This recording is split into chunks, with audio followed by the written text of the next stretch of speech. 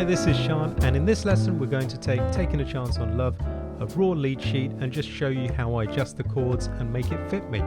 This will be from a bigger group of lessons for Jazz Skills members about how the tune works and how to voice it, play movements, improv, all that kind of thing. Please do give this video a like, it really helps to push it out on YouTube, and please subscribe and hit the notification bell. And with that, I'm ready to begin. So I've done really nothing to this lead sheet on the right here, except just place 4 bars per line, which is what I like as a jazz musician. There's a few reasons I suppose we do that. For me, I like the layout of it. It looks clean, and also it allows me to just see my sections very quickly. This is an AABA tune, which means 4 sections of 8 bars each. So this is my first A section. Then the second A section will be pretty much the same. They normally end a bit different because they connect to different things. B sections normally go off somewhere else. There's my 8 bars of B. And finally, there's my 8 bars of A. I love making sure that students know how to spot things like this, what we call form, because once you can do that, you learn 8 bars and you know 3/4 of the song, right? It makes a lot of sense. So anyway, what we have here on the left is the original chord changes to the tune. And we're just going to reconcile these and see what we can figure out before anyone says, but you played something else. I saw you played something else. You're right. That's just my natural playing style. I am not looking for lead sheets to reflect everything I play because I don't know what I'm going to play. I'm a jazz musician. This is not an arrangement or a score. It is a lead sheet, a blueprint. And in fact, I want to take out some of the chords that are extended to leave me free. I don't really like having anything past 7. That's something I learned from Barry Harris. It doesn't mean that we don't play interesting chords and movements. I mean, look at these original chord changes. You don't even have a 7th or a 6th or anything on that C. You have nothing past 7. There's no 9ths, 11ths, 13ths, sharp 11ths, flat 9s, none of that in there, as you can see. So I prefer a naked lead sheet to give me the space to do what I want with it. Because very often when you see those extensions in, I won't name any particular books, but you probably know the one I'm talking about. When you see those, they're often wrong anyway, and they go against the melody or they force you in just one direction. Okay, so let's get started. Let's see what we've got. And by the way, I'm not interested in editing the melody here or the lyrics or anything like that. I'm mostly interested in the chords here, okay? I do like the C sharp diminished in the original changes. Before the D minor 7. Why does it work? Because C sharp diminished actually relates to A7. If I put an A at the bottom, I get a longer A7. People often don't understand what I mean by longer. I mean it's like 1, 3, 5, 7 with a flat 9 on the top. For me, that all comes from that C sharp diminished relationship with A7 that I talk about in other lessons that I'll link somewhere. So you can either play A7 or you just play the C sharp diminished. It's pretty common to play C sharp diminished on this tune just from my ear, so I'm going to do that.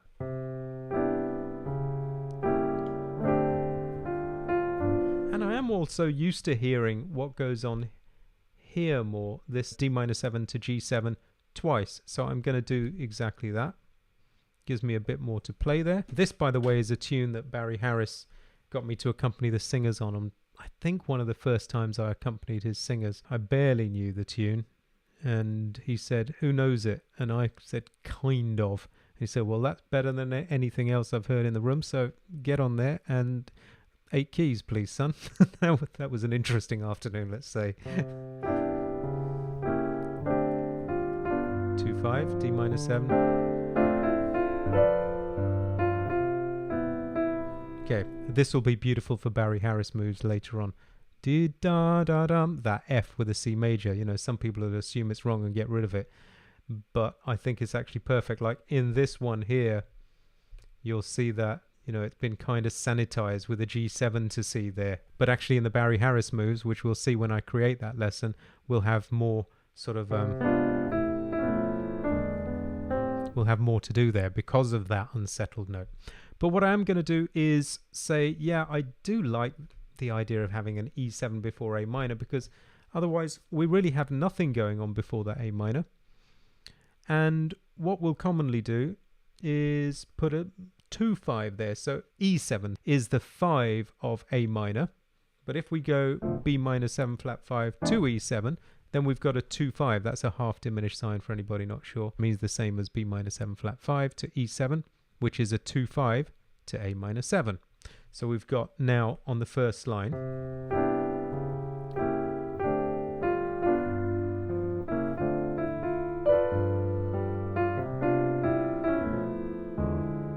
A minor 7. Yep, I don't need 9s written on things, as I said to you before. I'm just happy to see D7. I know if that needs to be a natural 9 or not.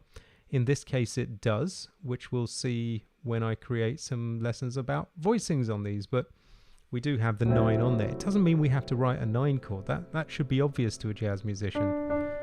And then 2-5. I don't like holding that G7 for so long. Let's see what they did on the original.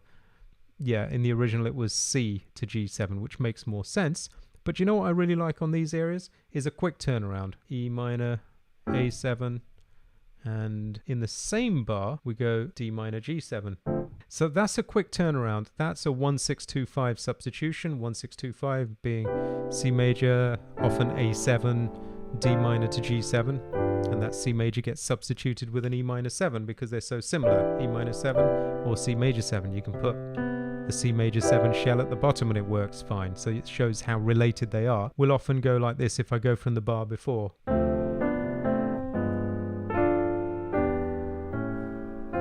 So now we've got an A section I'm really starting to enjoy. So let's just go through it.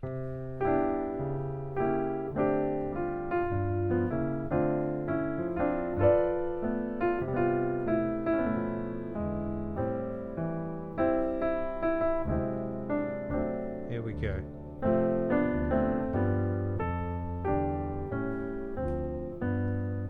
And just a tip there, when you've got a chord 5, G7 is the 5th chord of C, 1, 2, 3, 4, 5, and you're going to chord 3, which is relatively common, you can just walk your bass down. So I wouldn't normally write this in, but I'll just put it in so you see what I'm talking about.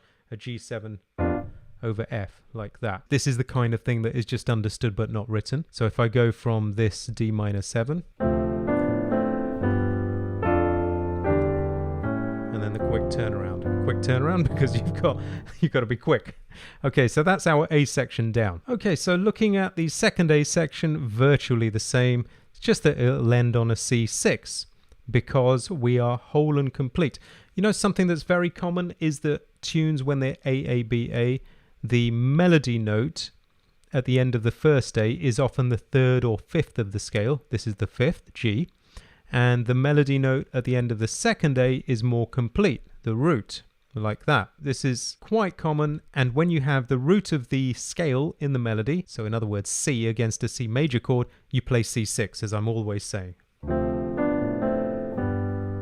C6, there's my shell, root and 6th, and there's my C6 chord inverted to fit in my melody. This is the kind of thing that a lot of lead sheets won't tell you. Like if we look at these original chord changes, we just get a C, we don't get anything. It's up to us to decide, which is why a lot of the books are actually wrong, because some people don't quite get that and they just assume that everything in jazz is a 7. So, oh yeah, those jazz guys, if it's a minor, they go minor 7. If it's a major, they go major 7. Well, it's often 6, okay? Anyway, this one is actually correct. Now, although I have passing chords and movements and things that I will play on future lessons, that's enough for me for those first 2 A sections as a lead sheet to then leave it open for me to do what I want with it later. Now, in the B section, we 2-5-1. I don't need these C9s again. C7's perfectly fine for me. And that's a 2-5 to F, 2-5-1. F being the 4th chord of C, so it's 2-5 to the 4th in C. Happens twice. Then we 2-5 again. I don't need B flat 9. I'm happy with B flat 7, even though the melody is a 9th. That's obvious to me. Don't need to see it. 2-5-1's down a whole tone into E flat. Why E flat diminished? We'll find that out. And then we have this sort of unusual way of getting out of the key and back again, out of the key change. So let's just play through that and see.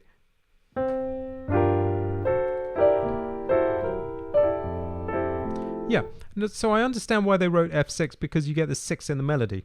However, notice I've got my major 7 of F, 1, 2, 3, 4, 5, 6, 7, in my chord. That's not forbidden when you have a 6 in the melody. It would be better if lead sheets knew to put, like for example, let's look at the end. This lead sheet didn't know to put a C6 right on the end. It just left it as C. So I've just changed it to a 6.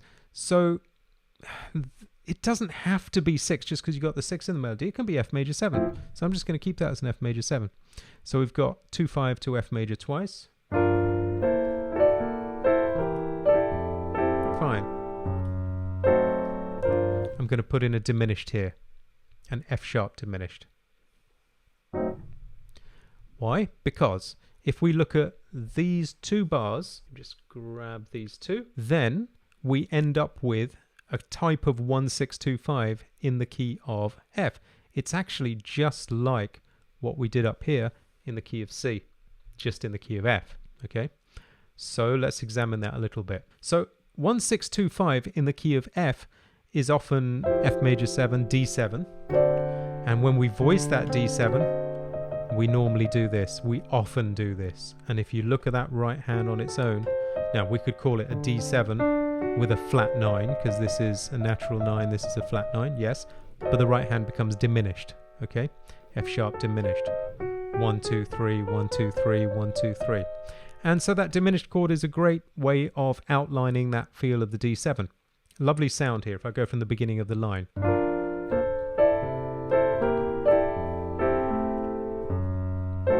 Great, leads to the G minor beautifully. F major 7. 2, 5 to E flat, F minor 7. Same there, I'm happy with E flat major 7 there. E diminished, so this is the same system we were just talking about, a diminished chord, a half step under where we're going. So we had F sharp diminished to G minor, now we've got E diminished to F minor. So in the key of E flat, a 1625 would be E flat major, C7. When we extend it like this, root up a half step, we get that E diminished. It goes to F minor, and now it doesn't go to B flat 7, which would be a 1625 in E flat.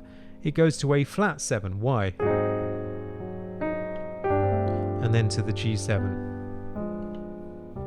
Because A flat 7 is a tritone substitution. I have a lesson, many lessons on tritone substitutions. If you're seeing this on YouTube, I'll link it below. Tritone dominant chords, to put it really simply, are a half step above where we're going to go and land. A flat 7 above G7 is the easiest way to spot them. Okay, so that gets me out of my B section, and then the last A section will be basically the same as the first one without that quick turnaround, and we've already changed the last C to a C6. Now I've got my simple lead sheet, we can start building on it. Hope that was helpful for you, and remember, we're going to have a lot more lessons on this tune, getting into the ins and outs of voicings, chord movement, other tips, improvisation, all that kind of thing for Jazz Skills members. So hope you'll join me there.